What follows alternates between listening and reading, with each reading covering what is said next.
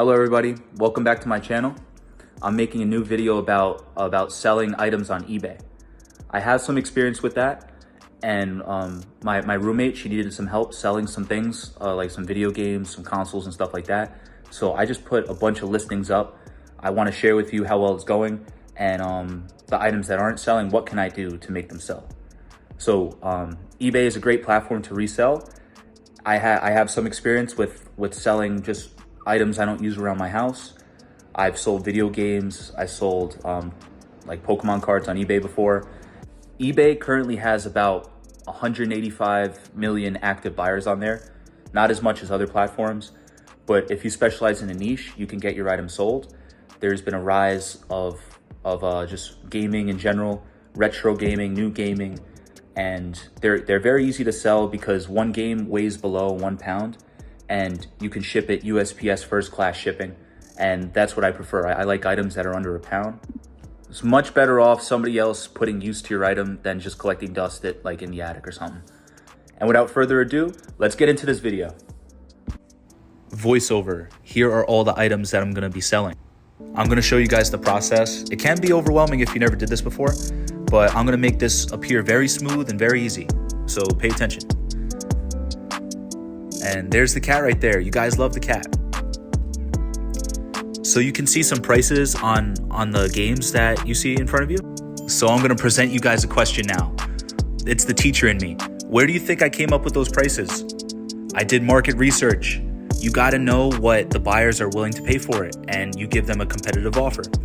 So the market research, you go to completed and sold. It's in the filter, and that lets you know what it's been selling for and how often it sells for. Those are two important things to know. Starting it off with Xbox games, we got some popularity right there. As you can see, a lot of Call of Duty. Some games are even sealed. I'm trying to bundle them up to maximize profits, of course. We got Resident Evil. Hopefully The Last of Us makes people interested in zombie games again. Now we got some PS4 games, more Call of Duty. I'm looking for someone who just wants to play the campaign for all of them. Odell, I was there at Giant Stadium for his one-handed catch against the Dallas Cowboys. Console sold, but not on eBay though. The Wii's not going for much, unfortunately. Unless you bundle it up with Wii Sports. That game is legendary.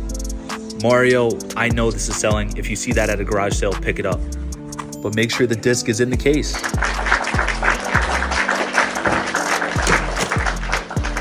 If you bundle up Wii games too, they're gonna sell. I originally tried to sell a bunch of stuff on eBay in February, but that is too close to the end of Christmas and games are not in demand at that time. Got Xbox 360 games. These are definitely gonna be the hardest to sell, unless you got some good titles like what we got here. World at War, if you know, you know. So what has been your favorite so far? Any come to mind? Transformers, 10 out of 10. Man, I'm over here just reminiscing on the good times.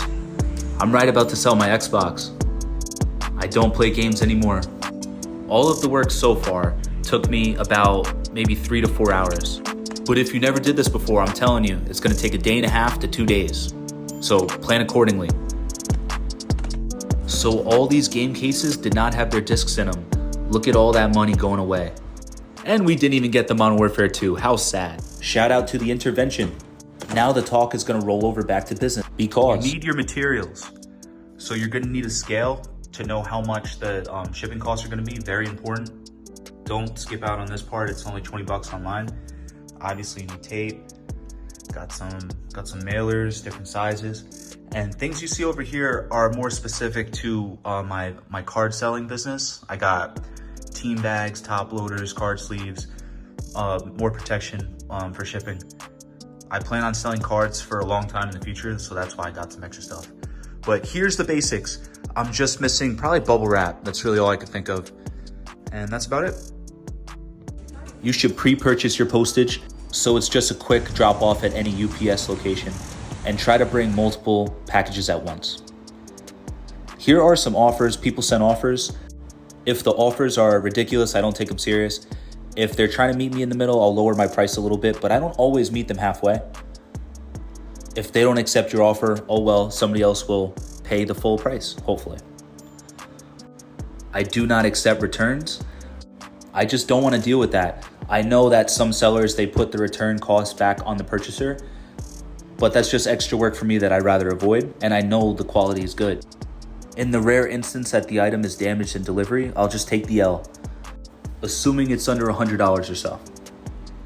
I think I have about 25 listings I put up. There's some watchers already.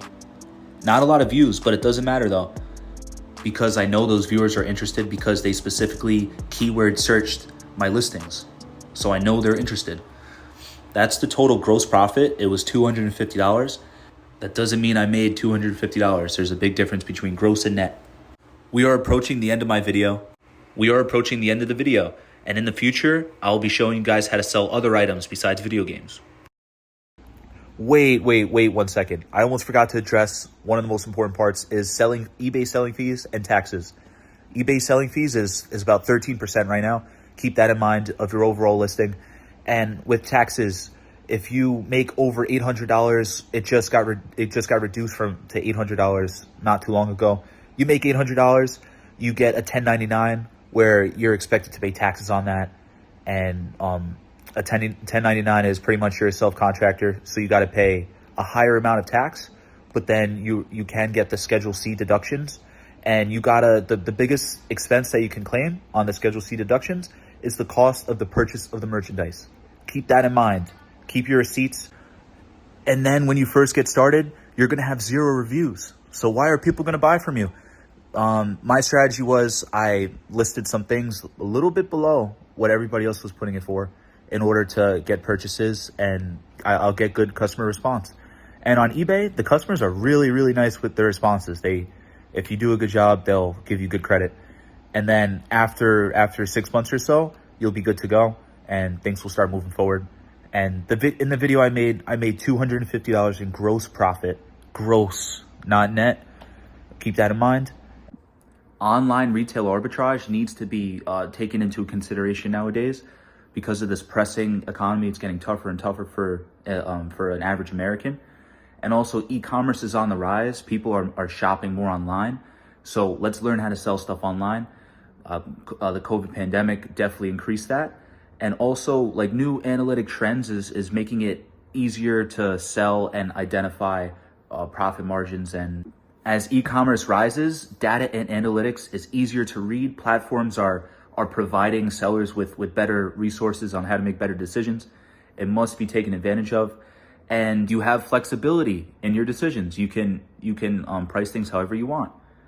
And the startup costs are low. There's no reason not to get started. So just give it a try. Let me know what you think. If you have any more questions for me, let me know personally. Drop it in the comments. I'll be happy to answer your questions. And thank you for watching another video of Sweat and Spend. I hope you guys have a great day. Peace.